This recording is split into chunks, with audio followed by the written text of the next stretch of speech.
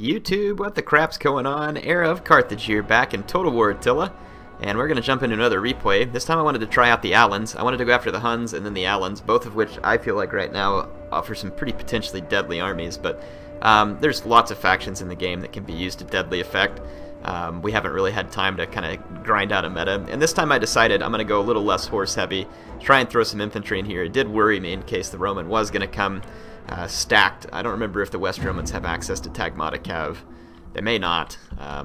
Actually, I want to say their best is actually Scoli Palatini, which I do believe he brought some of here. It's a decent unit. 219 health, looks like 43 defense, 49 bonus, 51 melee attack. I wonder how that stacks up. Let's take a look at my noble Alani Cav. Now, the Alani have access to far better cavalry than this. My guys have better health, way less melee defense, though, than the Romans. Morale 61, so I have better morale, so better morale, more health, little less attack, and way less melee defense. That would be the biggest difference. My guys actually have quite a bit better armor as well. I think these Scoli Palatini are lower armor. They're more of a light cav. Anyway, so my opponent is playing as the West Romans. We'll look at his army first. He's actually got the large onager and just an onager. Again, I'm going to go ahead and give you the advice that if you're playing an open field battle, don't mess with artillery. It's not going to do anything for you. Its ammunition is extremely limited.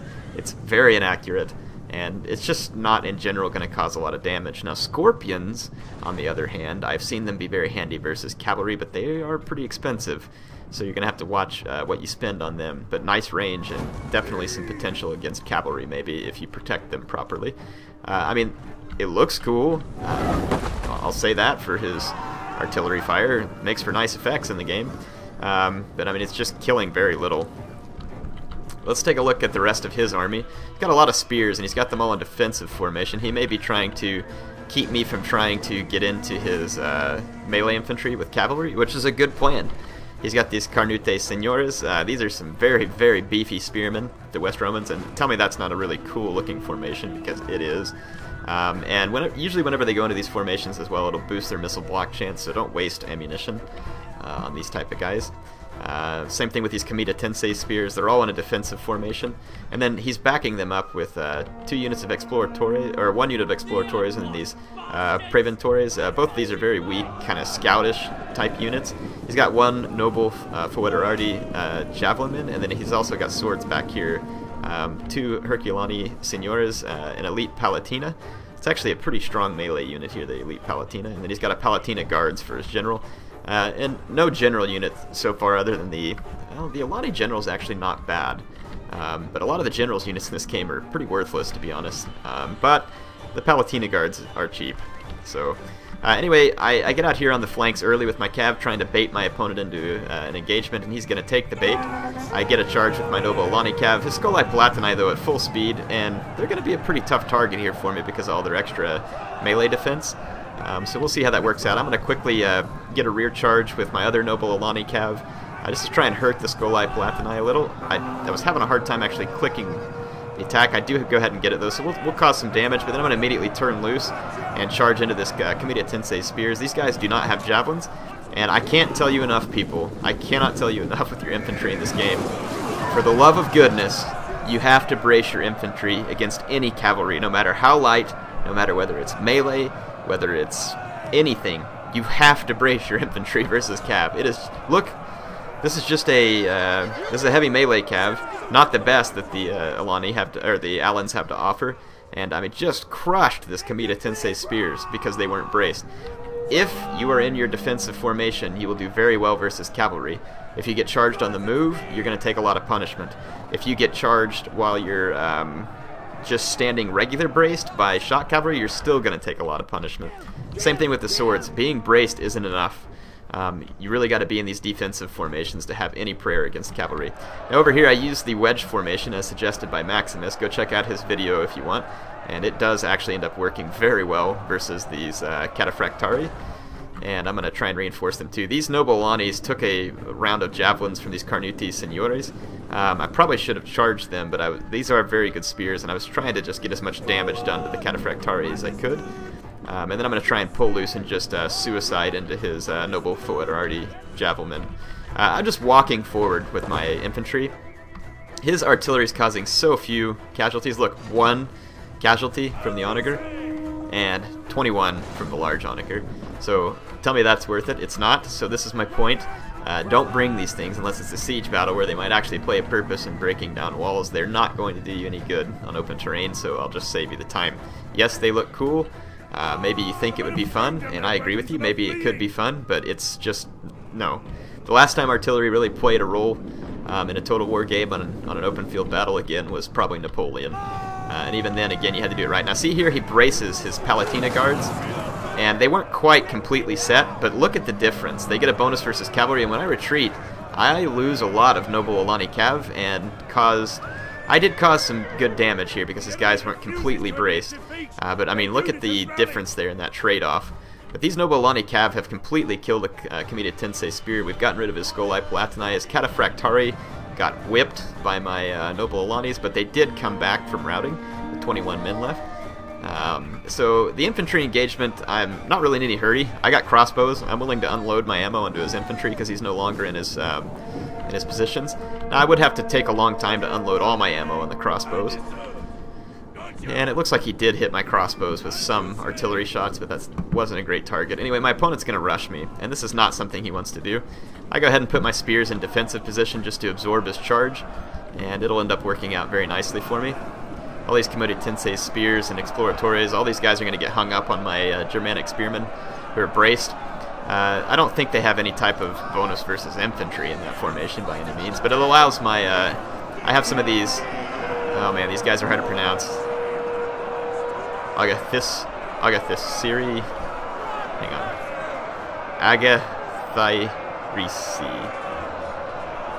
Agathirsi? Yeah, something like that. Agathirsi warriors is what I'll just call them for now. Anyway, they are basically Falksmen on steroids. These guys are very good, and then there's an elite version of them that are even better. They are beast among men, kind of like the Huscarls. And so, yeah, anyway, my Sarmatian warband's going to get behind the enemy over here. So these Herculani, or Carnuti Signores and Herculani Signores, these guys are some pretty tough units. I don't as much like the Herculani Signores. These Elite Palatina are a pretty serious melee infantry unit for the West Romans. Pretty cool one at that. I love their shields.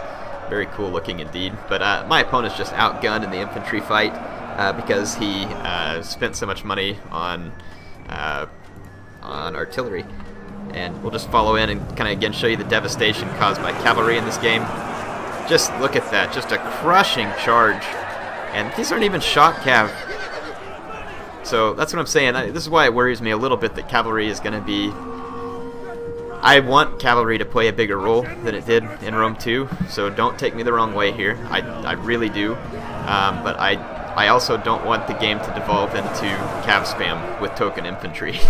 So, again though, I really do like the fact that cav plays a more important role than it feels like it did in Rome 2. And I did play an important role in Rome 2, but infantry spam was definitely feasible in certain situations, and it was annoying watching huge infantry spams in the map. Now, that said, I don't want to again just switch from one to the other infantry spam to cav spam.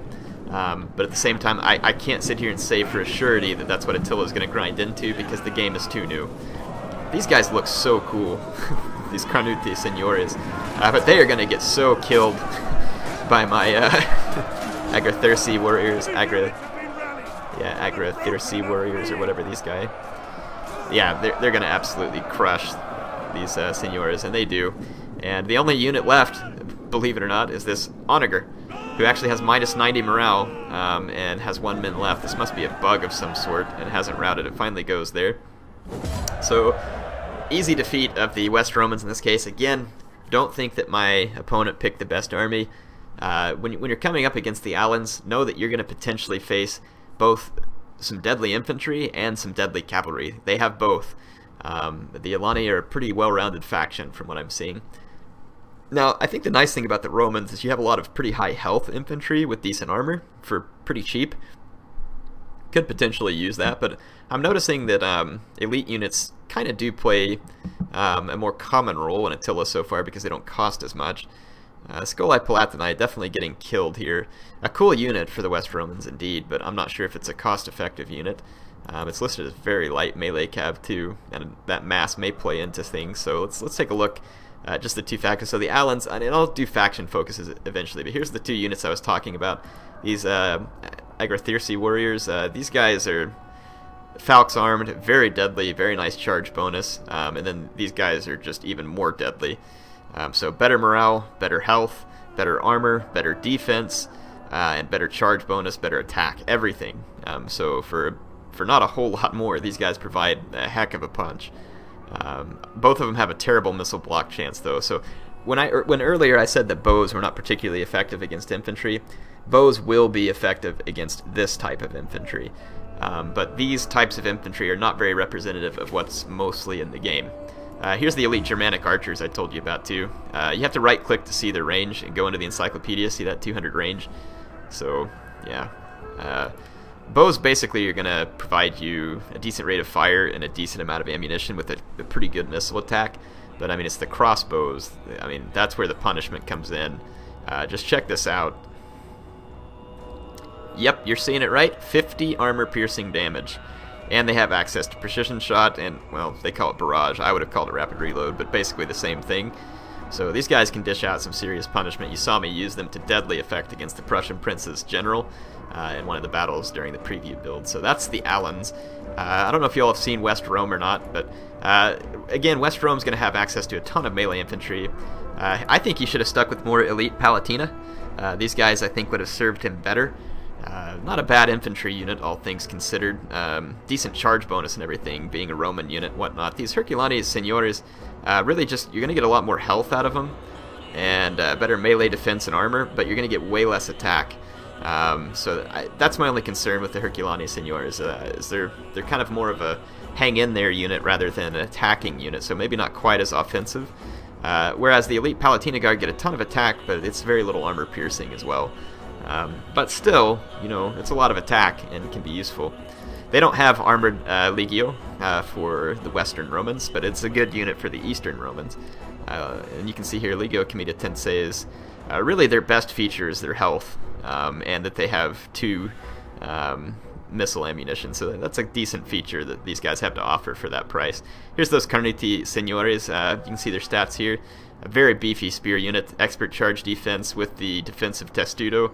Defensive testudo actually gives you guys a plus 15 attack against elephants and cavalry and gives them way more entity mass, so it basically makes their mass double. No, not double. Well, it's 200%, so yeah, I guess it doubles. Yeah, sorry, Air's not in the math game today. And from a melee cav standpoint, the Romans are going to suffer versus the Alans, in my opinion. They do have some good melee cav, and the Scoli Palatini definitely a feasible option. But I might just go with these Equites Promoti, a little bit cheaper, or actually the same cost, but they come with that missile weapon. Let's see what the other main differences are. Well, actually way more melee defense on the Scoli Palatini. Interesting. I would have to test more. Definitely nice that West Rome has access to shot cav, but again, I see melee cav playing a dominant role, at least for the moment. Here's the Scorpions I mentioned. Quite expensive. Good range though, not a ton of ammunition, so it's hard to say whether they'll be worth it, but in the preview build at least, I saw these things get quite a few kills in the right scenario, but I'm not sitting here vouching to say that they are going to be worth it. Just saying that if you're thinking your opponent might have brought a lot of cavalry, it may be a decent option to try and keep those cavalry at a distance. But you're going to have to be able to protect it, and it's, like I said, kind of expensive. So anyway, HeirofCarthage, signing off for now.